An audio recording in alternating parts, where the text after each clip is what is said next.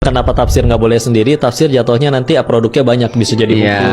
Assalamualaikum warahmatullahi wabarakatuh. Selamat berjumpa di channel ini. Semoga saudara semua sehat walafiat, bahagia di dunia, selamat di akhirat kelak.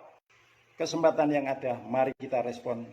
Sumber kesesatan itu kalau kita berani nafsirin sendiri, Mas. Kitab ulama banyak, tafsir Ibnu Katsir ada, tafsir At-Tabari ada, dan tafsir Ibnu Katsir alhamdulillah sudah diterjemahkan ke bahasa Indonesia. Tinggal rujuk para ulama. Kita ini di zaman sekarang musibah, banyak orang-orang yang nafsirin seenaknya, pakai akal sendiri, otak sendiri. Kenapa tafsir nggak boleh sendiri? Tafsir jatuhnya nanti produknya banyak, bisa jadi buku, bisa jadi apa. Bahaya. Jadi kalau nanti kita nafsirin sendiri dan kita menyebut itu hukum itu sesat. kita yang fatwain, takutnya salah kan? Karena nanti dipakai oleh banyak orang. Iya. Kita tafsirkan dari diri kita, walaupun benar, kita tetap berdosa. Sebab itu namanya berucap atas nama Allah tanpa ilmu. Iya, dan itu bab istiqamah. Istiqamah itu dia pelajari Al-Quran dari para ulama, orang-orang yang berilmu. Dia ambil dari jalurnya, dari sumbernya. Dia baca dari ucapan para ulama ahli tafsir, dari penafsirannya. Dia pelajari dari kaidah-kaidah tafsir. Jadi jangan sampai kita mengartikan Al-Quran itu secara tekstual. Makanya bahaya kalau kita itu memahami Al-Quran dengan tanpa guru, itu bahaya. Apalagi kalau kita menafsirkan Al-Quran dengan pikiran kita, sedangkan kita ini bukan ahli Al-Quran. Man fassarul Quran bi ra'yihi muta'ammidan falyatabawwa maq'adahu minan nar. Siapa menafsirkan Al-Quran dengan pikirannya sendiri secara sengaja, maka siapkan tempat duduknya di neraka. Hadis tersebut patut dicurigai dari orang munafik. Karena waktu zaman Nabi saja orang munafik sudah ada. Indikasinya ini. Bukti ini. Bismillahirrahmanirrahim. Wa yaquluna ta'atun fa idza barazu min indika bayyita ta'ifatum minhum ghairal ladzi taqulu wa huwa yaktubu ma yubayyituna fa'rid anhum wa tawakkal 'ala Allahi wa kafa billahi wakila. Dan mereka orang-orang munafik mengatakan, kewajiban kami hanyalah taat. Tetapi apabila mereka telah pergi dari sisimu, sebagian dari mereka mengatur siasat di malam hari, mengambil keputusan yang lain dari yang telah mereka katakan tadi.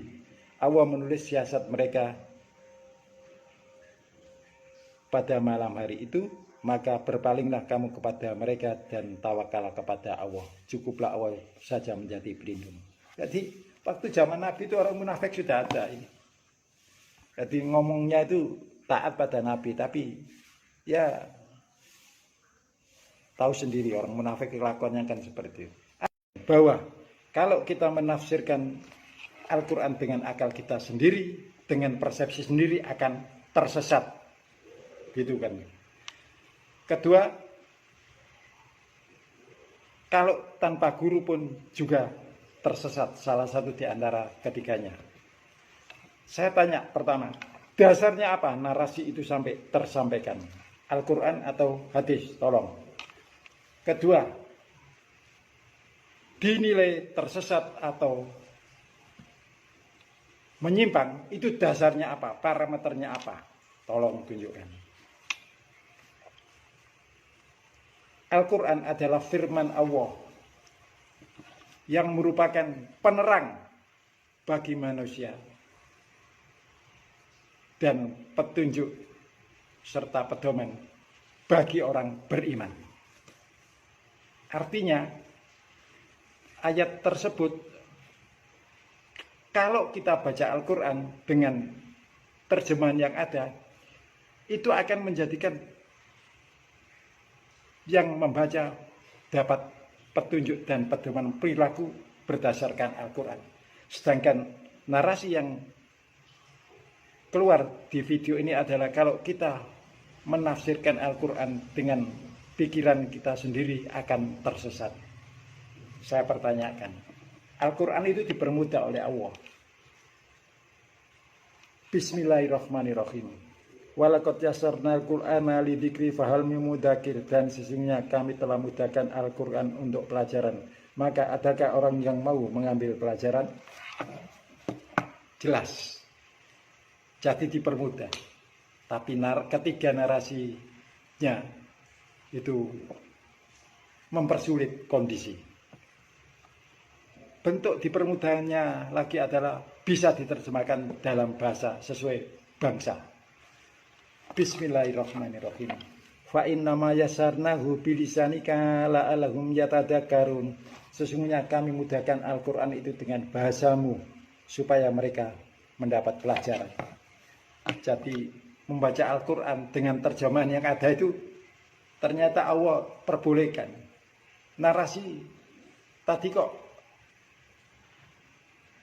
katanya seperti itu. Mikir ya kan, saya mikir. Sekali lagi, dulu waktu zaman penjajahan, Raden Ajeng Kartini itu berjuang agar Al-Quran bisa diterjemahkan dalam bahasa Indonesia lewat Kiai Haji Soleh Darat, karena beliau adalah muridnya dan berhasil. Karena bagi Raden Ajeng Kartini waktu itu kalau tidak diterjemahkan dalam bahasa Indonesia tidak bisa dimengerti. Sekarang ada model lagi bahwa kalau kita menafsirkan Al-Quran dengan akal kita akan tersesat. Model apa lagi ini bagi saya? Sekali lagi, menafsirkan Al-Quran yang benar bukan dengan mengikuti pendapatnya orang atau ulama terdahulu, tetapi dengan Al-Quran itu sendiri. Akan saya buktikan. Bismillahirrahmanirrahim. Wala ya'tunaka bimasalin illa ji'naka bil haqqi wa aksana tafsira.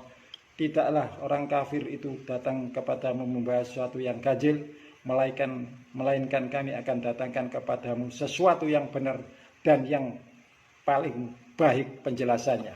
Jadi Al-Quran itu tafsir yang paling baik, friend. Ngapain pakai tafsirnya orang? Pakai Al-Quran, ayat Al-Quran yang lain. Gitu. Bukti lagi bahwa Al-Quran adalah tafsir yang baik. Saya langsung ke bahasa Indonesia. Bismillahirrahmanirrahim. Bulan Ramadan,